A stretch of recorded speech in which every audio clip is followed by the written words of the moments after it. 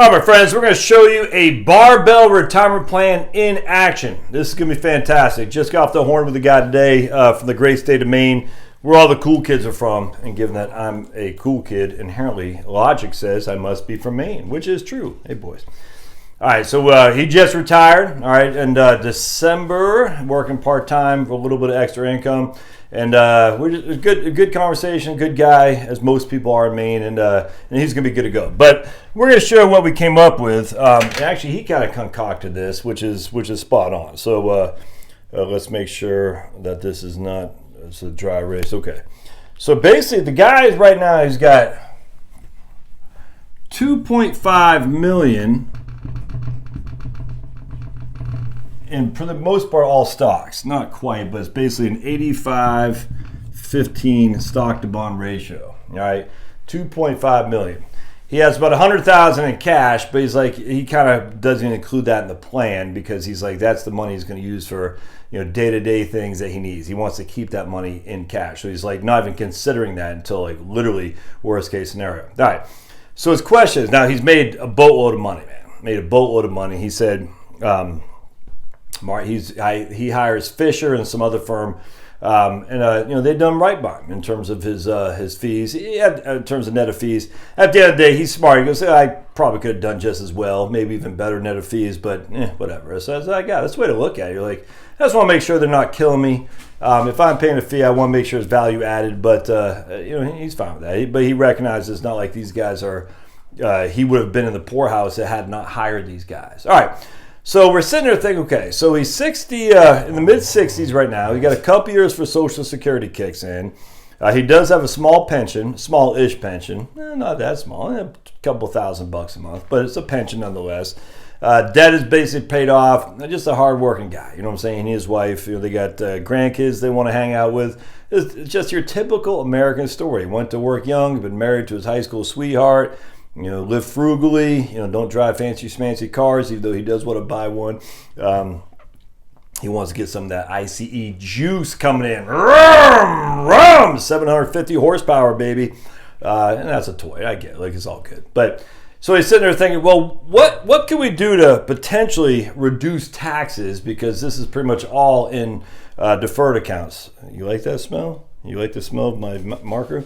It doesn't really. Oh, Finn try to spell this. Oh my God! Hi there, big boy. You're such a good dog. I love you.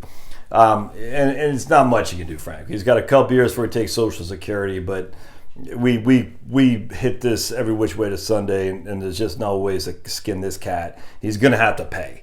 That's for sure. You're gonna pay the tax man. But it's better to pay taxes on money you have than not pay tax on money you need, if that makes sense. So. That should be my catchphrase. This is the second time I've said that in 2 days. I like that little saying.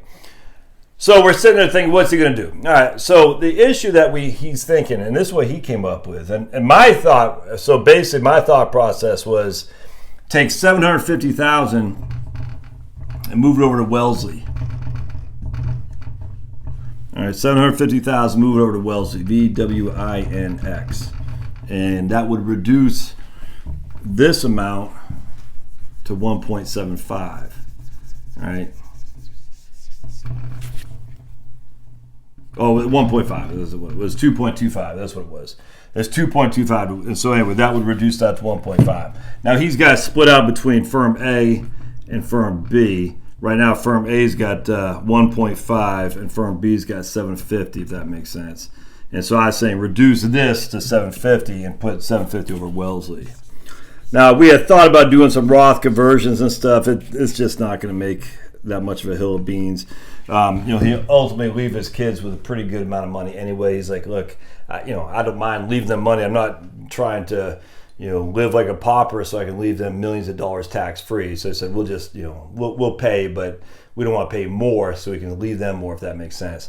So then we said, okay, now here's the problem with the Wellesley. Is it's still a security. And even though it's 40% or 60% bonds, it's still 40% stocks. So he said, what if I did this, Josh? What if I moved 750 over to a money market? All right. And this is, and I tell you, I said, that is fantastic. So then I said, here's the, that'll make his wife a lot happier too, because she's like, I'd put it all in a money market, but $750 in the money market. And then I said, well, that's a great way to look at this. Let's just say now this is still within his IRA. All right, just want a 401k/IRA. 1.5 million, 750 still within his 401k IRA. The plan of action is then to take every year 250,000 out and pay tax on. All right, so not Roth conversions, because this is the money he's going to live on, be cash. So still then you have 500,000 in the money market and then cash. All right, so net of taxes will probably be $200,000. So at the end of the day, when all is said and done, net of taxes, he'll have $600,000 sitting in cash at the bank, for which he's already paid tax on. After 3 years, he'll just live off. Then when Social Security kicks in, he's fine. You know what I'm saying? And then the rest of this money will grow. Now, of course, I'll grow with taxes to grow too, but we'll have to cross that bridge later. Anyway, so the issue here is that it's freaking perfect. It's perfect. So this is still an IRA. So he pulls this out. It goes to literally a cash account. So he's paying the tax on it. So he'll have 200,000, 200,000, 200,000 net of cash. All right. So check this out. So what do we do then? So now we got nothing in the money market. He's got all this cash on the side. Now, so one of three things is going to happen with this portfolio. It's either going to go up, down, or sideways. One of those three things. That's it. All right, so let's say it goes up to 2 million, or it goes from 1.5 to 2 million. So he's living off this cash. Again, it's 750,000. By the time 3 years are done, it'll be 600,000 net, essentially. He's going to live off this cash, and that could probably cover him for freaking 10 years. I think he's needing about $5K a month. Now that's before health insurance, but he does have small pension and Social Security. So this right here will cover his discretionary without him ever making money again for 10 years. But all right, let's just say this goes from 1.5 to 2 million. All right. Now all this is zeroed out because it's all sitting in cash. Got nothing in here. Well, what do? Joops. I just do 500,000. All right. And then you start pulling that out, maybe a 150 clip or something like that. So now I went to 2 million. Now this is back to 1.5. All right. So now that's at 500K. Something like that, right? That's one thing. That looks pretty good to me. And you start pulling money out, 150,000 a year. Well, just let it sit in the cash account, or you can invest it in a VTI or something like that. But again, each year the financial plan changes with each year, if that makes sense. All right, so 750 again. We'll go back to the initial scenario. So he takes a 750, moves it from here, puts it in the barbell, the other half of the barbell. He's got 1.5 million over here. We showed you what happens if this 1.5 million grows to 200,000. You take the 500,000 off for sure. Now, what happens if this sinks to 1 million? I actually said 750. Well, it falls by 50% and sinks to 750. Well, now he's just still living off this right here. He's not touching that. Now, I would actually convert this to a Roth probably. So you got to move this over a little bit, Finney. There we go. Yeah, it's gonna be hard to see. I tell you what we'll do is we'll do it the other way. Now, if that dropped to 750, I would start converting this 750, some of it, doesn't have to be the whole thing, to a Roth to take advantage of the low market valuations.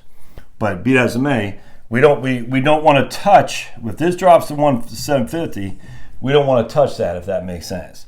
We're just living off that. I hope that makes sense. Now, ideally, this will, once we're spending down to zero here, right? Ideally, this will have grown back to 1.5 million, and then we'll have zero here too. All right, so ideally, if we went to 750 and we're just spending that down again, that's going to cover us for many years. But we'll say we're 10 years from now. We'll say this grew back to 1.5. Well, then you do the same thing. Then you say, okay, might not need to do 750 at this stage, but we'll just say, for another 10 years, he needs 600,000, 500,000, whatever it is. So we'll just move 500 over here. And this will leave us with $1 million. All right. So you can see, and if it goes sideways, it's the same thing. You live off this portfolio. You don't live off this portfolio. If this is going sideways or down, you live off this portfolio. If this goes down, you convert to Roth. If this goes up, you move money to cash and start taking it out on a regular basis. And you can take money out and convert it too. It doesn't matter, but that's how it works. All right, so if it goes sideways, you're just living off this guy. But again, for just simplicity, let's go back. I know it's going to be, you repeat yourself too much because it helps me to explain it when I repeat to myself, to my own head, if that makes sense. So we got 2.25 million or 2.2, something like that, and nothing. All right, we've had a big run. So we're going to take 750,000 from here. It's going to leave us 1.5. And we're going to have 750. Oops, I got that 0. All right, so that's what we're looking at. We're going to live off this money. Now, you don't have to pull it out like he's doing at 250 a clip. You can do whatever you want. All right, so that's where we're starting off, year one. Now, what happens this? It either goes up, it goes over, sideways, or it goes down. Goes down, we do Roth. Sideways, I would not do. Up, we put money over here. It's literally that simple, Roth.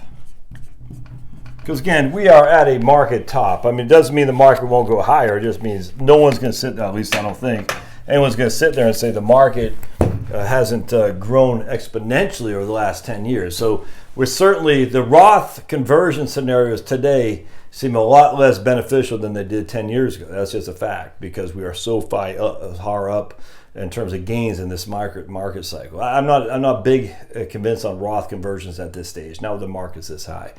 Well, I was telling him for this stage, I said, well, I'll do another video on this, but hope that makes sense. That's how you do the barbell in action. All right, I'd love to hear your thoughts. We'll see you.